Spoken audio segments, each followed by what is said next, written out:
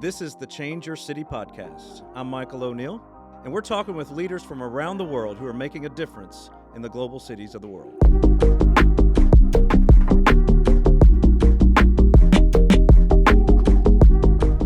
Hello, I'm Michael O'Neill, and welcome to another episode of the Change Your City podcast. In this podcast, we're learning from leaders who are living on mission in global cities and being used by God to impact those cities.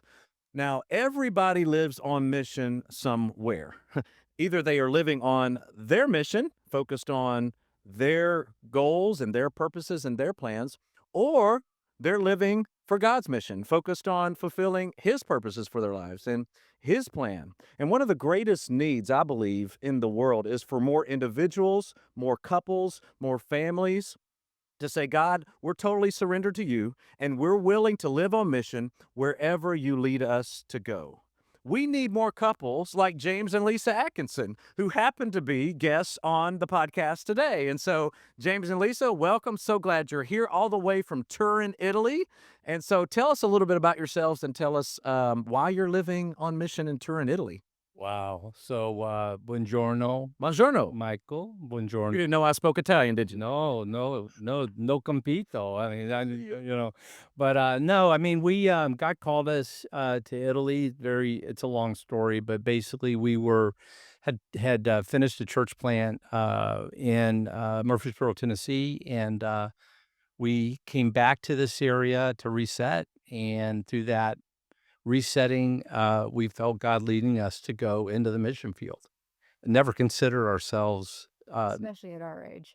well, 30s, in your 30s. Lisa's age. She's one baby. Yeah, But no. yeah, you all worked that out. Yeah, but no, we never considered it, and but then the Lord began to just show that to us, and so we began to walk in that way. COVID happened. Slowed us down for 2 years. You would have thought that scared us off, but we kept moving through that, and the Lord kind of honed us a little bit. And right after COVID, we went for 3 months, which our visa allowed as Americans to go, and we went for 90 days, and we prayer walked 5 cities. Mm-hmm. That's pretty brutal because we really were earnestly expecting a ray of light to shine on one city. And I felt like every city, the need is so great that every city, whatever church was working, was handing us the right hand of fellowship. Come here, come work with us. We'd love to have you. But we just really wanted to hear from the Lord, and it was our final weeks, basically the last 9 or 10 days. The Lord kind of gave us a comfortable feeling about Turin, Italy. And so we came back, took care of that, and the next year we moved over. Yeah, and your kids are here. Mm-hmm. Your They're here. friends, all your friends you've ever known are here in the States. Families. We're here at First Baptist Cumming, which was Yeah. still your home church, but Yep. leaving all that you know here to go to a city in Europe where you've never lived before to live on mission. So Yeah. let me just say, just really encouraged and inspired by you all, and I know others are as well. God is accomplishing His mission in global cities through what's called now digital nomads, and COVID has even accelerated that, of Absolutely. course, and doing business as mission. What for our listeners here? What is a digital nomad, and what are some benefits to living on mission as digital nomads? You want to take what Well, is you nomad? like the statistics and But all. what is the digital nomad? Well, a digital nomad is like an anywhere worker, somebody that works online, Yeah. and they can work anywhere in the world. Just if you have a computer, then you can work anywhere in the world. And that's what you all. Yeah. I mean, you're Our working art here business is Yeah. online. in the art business, and you thought, well, if God's calling us to Italy, I can do that there as Yeah. well. Exactly. Yeah. Exactly. We didn't. There's a time difference. Yeah, There's a time difference. Sometimes which is a bit brutal. that looks like 3 a.m. in the morning. Yeah.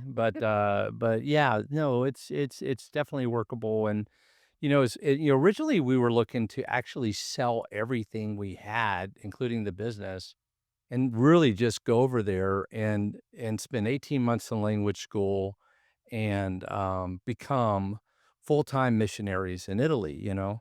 But as as we had time to process through COVID and we're prayerfully seeking, what exactly we're doing and how we're going to do it, it was impressed on us that why not use the business to to provide a way to get there and to stay there and to work there. And then through that process, someone had mentioned to us that, hey, you guys are digital nomads. And I'm like, what's that? And so, looking into that, the next question is, okay, that's cool. Well, how many digital nomads are there? And where are they? And they're a mobile nation of people that before COVID was roughly, they would have fallen in between Canada and Morocco. They would have been a nation that big of largely English speaking people. I think the statistic is somewhere around 60% American, I think about 20% British, and the rest are European countries. And so as we began to look into that, we thought, okay, this is great because this helps us with the language piece. We're still going to learn the language. We are working Mm, on learning the language, and it's but we're not hard. isolating ourselves for 18 months. We're actually working. We're integrating into our neighborhood where we live. We're making friends with all the businesses and they know we're learning Italian, so they're trying to learn English, so we're investing in friendships and relationships. But the next question was, how do how do we find a digital nomad, And by the way, this group of people are forecasted to be over 1 billion people by 2035. 1 billion people living nomadically around the world. And how do we and 3 to 6, 9 months, maybe a year, then they move. So you have chances to communicate the gospel with people. How do we do that? Where do digital nomads go? Where do they hang out? What do they do? Well, they have these places we learned and called co-working spaces, and it's actually a thriving business model. And if you so we can go to co-working spaces and try to evangelize within them because they have social calendars that allow for community to develop. These people, everybody wants community, right? Yeah. And so if I'm moving around the world as an individual or maybe as a couple, where do I find community? If I go to a co-working space, I can go on hiking trips. I can do this. I can do that with people that are like-minded, that live like me, and I can have community. Well, what if we use with our church planning experience, what do we use the social calendars to not only provide those opportunities for community, but additional opportunities to find out more about who God is and find out, opportunities to share and allow people the freedom to explore Christianity and religion, and I don't consider Christianity a religion, but to explore God. Yeah. And we can provide those opportunities. And then what happens if we expand that and begin to, have a little, a Bible study on Sundays where we continue to allow people to drop into that. And, it's interesting to me, and again, we're just starting this, but what happens if these people encounter Christ and God has already made them nomadic? Now they go to the next city, but they're sharing this experience Yeah. of meeting Jesus with someone. Yeah. Yeah. God And scatters so them to some other God part. scatters them. So I don't, we need to have a podcast a year and a half from now. But I mean, this is kind of what as we're walking into this experience, we're kind of thinking, this is interesting, I don't let's just see what happens. Yeah. Yeah. That's So, part of living by faith as well, right? exactly. Yeah. Yeah. I love what you're doing because in 1 Corinthians 9, Paul talks about the priority of preaching the gospel and making Jesus known and doing whatever it takes to do that, but really doing it with purpose. He says, "I do not run like someone running aimlessly. Yeah. Yeah. I do not fight like a boxer beating the air." That's right.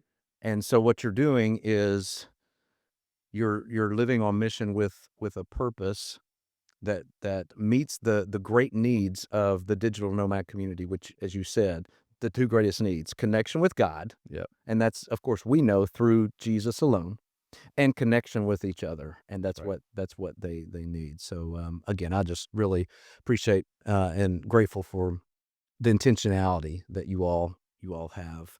So talk a little bit more about what you all are doing right now in the process of actually that plan, that strategic plan to share the good news of Jesus to help people follow Jesus, make disciples, and church planting as well. How does that work with what you all are doing? Any thoughts? Go ahead. We're the talker. Well, you chime in. You know what? First thing is first phase. First step is mobilize yourself. You have to get out, and you got to be there. You got to be present. And then as we begin to become present, we get to know our neighborhood and all of our neighbors. And then as we get to know them, we're learning Italian, and we know that they know that we're not just vacationing, Yeah. but that we're going to be here for years. Yeah. And then as we begin to do that, the natural questions of why are you here? How come you're in Italy? Why would you come to Italy? And we begin to answer those questions. And then we begin to invite people to learn more about God if they want to, and we look for those opportunities to share God and share Jesus with people. We're looking at ministry partners and various people that are there also working in different facets to work together and and to unite in opportunities with each other and support each other. But our next step, our prayerful next step, is the financial commitment of opening our own co-working space. And that's a whole nother stretch of our faith, of the financial commitment in a country we don't understand, and a new tax structure, in a language we don't know. And God's bringing the pieces. It's incredible, but God's bringing the pieces together, prosimo by prosimo, step by step. He's bringing the pieces together that that we're walking into by faith. Yeah. Yeah. Yeah. Yeah. Mm-hmm. Yeah. Does it feel like a walking by faith adventure for you as well? Every day. Yeah. Yeah. Every What do you do then when you know this is what God's calling you to do? You know it's by faith. You know that's the right thing to do. Mm-hmm. We know that. But actually doing it is another thing. So what do you do to make sure that there is that continual focus on trusting God even though you don't know what's next? How do you stay focused? Well, you every day. Well, it's like living over there is like your new normal. Hmm. So you just kind of do the same things that you did here, you do over there. Yeah. So you get up every day, take care of my dogs. We still have our two old dogs. Yeah. So we have them. I take care of them. I do my coffee. You read your Bible. You pray. A lot of prayer. Yeah. Lots and lots of prayer. Yeah. It's just it's just the day to day things. Um, it's just a different culture. So you just have to know that um, it's the same, but it's different. Yeah. Yeah. It's y- and I know it's not forever, but we are making a difference Yeah. because we've made so many good friends over there, and the conversations that we have, and like we've been hearing from some of our friends since we've been gone, and they're like, "Are you coming back? Like, we miss you. Are you coming back?" Yeah. So you know that um, you've made those connections, and that they miss you, and that they love you. I mean, they tell us they love us. Oh, yeah. They're praying for you. Yes. Well, they may not be Well, Christians. We have some that are praying what for they us. call Yeah. prayer. Yeah. Yeah. So yeah, we've He's brought instrumental people. I mean, we have one girl that asked Lisa the other day, "Can James marry me and my boyfriend?" And how do we do that? And so we're kind of navigating, how can we do that? And then how can we bring them through a marriage counseling where they can have an actual personal relationship with Jesus Christ, Yeah.